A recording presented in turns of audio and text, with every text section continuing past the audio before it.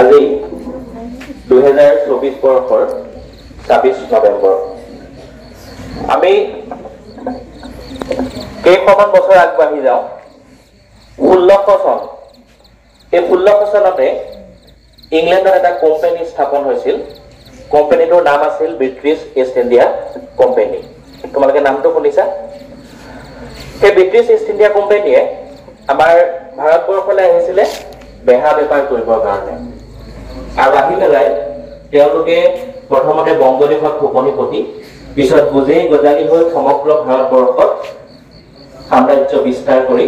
আমাৰ ভাৰতবৰ্ষখন তেওঁলোকৰ অধীনলৈ নিছিল অৰ্থাৎ ইংলেণ্ডৰ শাসনভাৰৰ তলতে আমাৰ ভাৰতবৰ্ষখন গুচি গৈছিল তাৰ পিছত ব্ৰিটিছৰ বিৰুদ্ধে ভাৰতবৰ্ষত আমাৰ ভাৰতবৰ্ষৰ জনসাধাৰণে আন্দোলন কৰিছিল তিনিটা পৰ্যায়ত আন্দোলন হৈছিল আমি সকলোৱে জানো আইন অমান্য অসহযোগ আৰু ভাৰত ত্যাগ আন্দোলন আৰু এই আন্দোলনৰ পিছত 1947 চনৰ 15 আগষ্ট তাৰিখে ভাৰতবৰ্ষই স্বাধীনতা লাভ কৰিলে ভাৰতবৰ্ষৰ লগতে অংগৰাজ্য হিচাপে আমাৰ অসমেও আমি স্বাধীন হলো গতিকে 1947 চনৰ সেই 15 আগষ্ট তাৰিখটো আমি সকলোৱে স্বাধীনতা দিৱস হিচাপে পালন কৰোঁ তেওঁ তাৰ পিছতে যেতিয়া আমাৰ নিজৰ হাতলৈ শাসনভাৰ আহিল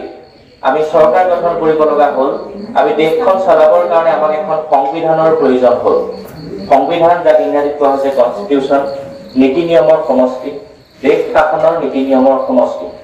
গতিকে আমাৰ ভাৰতবৰ্ষখন আমি কেনেকৈ শাসন কৰিম তাৰ কাৰণে আমাক এখন সংবিধান প্ৰয়োজন হ'ল আৰু সেই সংবিধানখনৰ কাৰণে এখন সংবিধান সভা আমাক গঠন কৰি দিয়া হ'ল ডক্টৰ বি.আৰ. আম্বেদকাৰ ভীমৰাও ৰামজী আম্বেদকাৰ ভাৰতবৰ্ষৰ প্ৰথমজন আইন মন্ত্ৰী তেওঁৰ নেতৃত্বত এখন সংবিধান সভা গঠন কৰা হ'ল আৰু সেই সংবিধান সভাই সেই সময়ৰ বিভিন্ন ৰাষ্ট্ৰৰ সংবিধানসমূহ অধ্যয়ন কৰি ভাৰতবৰ্ষৰ কাৰণে এখন সৰ্বাংগ সুন্দৰ সংবিধান প্ৰস্তুত কৰাত আগভাগ ল'লে বিভিন্ন ৰাষ্ট্ৰক এইকাৰণে কৈছো আমেৰিকা যুক্তৰাষ্ট্ৰই হওক বা সেই সময়ৰ আগশাৰী যিসকল ৰাষ্ট্ৰ সেই ৰাষ্ট্ৰৰ সংবিধানসমূহ অধ্যয়ন কৰি ভাৰতবৰ্ষৰ কাৰণে এখন সংবিধান ৰচনা কৰাৰ স্বাৰ্থত তেওঁলোকে ভাল লগা গোটেই বস্তুবিলাক আনৰ পৰা আনি আমাৰ সংবিধানখন ৰচনা কৰিলে আৰু সেই কাৰণে ভাৰতবৰ্ষৰ সংবিধানখন আটাইতকৈ দীঘল সংবিধান হিচাপে পৰিগণিত হ'ল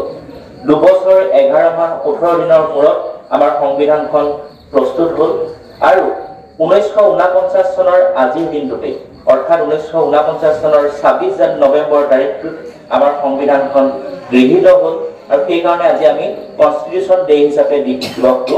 পালন কৰোঁ আৰু 1950 চনৰ 26 জানুৱাৰীৰ পৰা আমাৰ সংবিধানখন কাৰ্যকৰী হৈছিলে আৰু সেই কাৰণে সেই দিনটো আমি গণৰাজ্য দিৱস হিচাপে পালন কৰোঁ গতিকে আজিৰ দিনটো এটা বিশেষত্ব আছে যে আজিৰ দিনটোত আমাৰ সংবিধানখন গৃহীত হৈছিল 1949 চনৰ 26 নৱেম্বৰ তাৰিখে অৰ্থাৎ আজিৰ দিনটোতে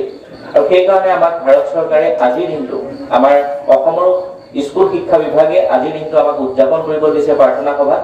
আমাৰো আমাৰ যি ৰাষ্ট্ৰীয় সেৱা আঁচনি আছে সেই ৰাষ্ট্ৰীয় সেৱা আঁচনিৰ অধীনত আজিৰ দিনটো আমি সেইকাৰণে আমি প্ৰাৰ্থনা সভাতে উদযাপন কৰিছো আৰু আজি আমাৰ যিটো আমাৰ প্ৰতিজ্ঞা বিদ্যালয়ৰ প্ৰতিজ্ঞাৰ পৰিৱৰ্তে আমি ভাৰতবৰ্ষৰ সংবিধানৰ যিটো প্ৰস্তাৱনা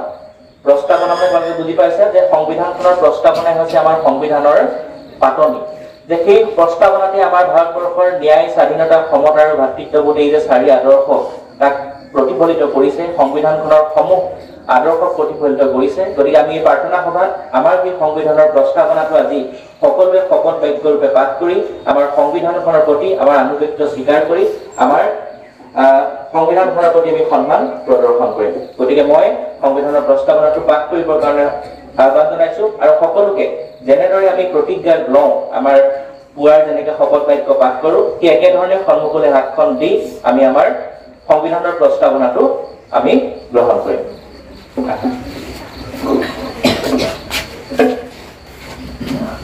সংবিধানৰ প্ৰস্তাৱনা আমি ভাৰতৰ জনসাধাৰণে ভাৰতবৰ্ষ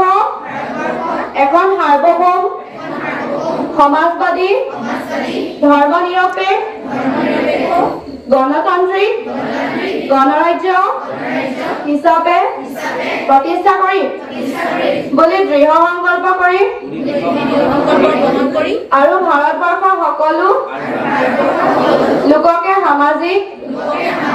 অৰ্থনৈতিক আৰু ৰাজনৈতিক ন্যায় চিন্তা প্ৰকাশ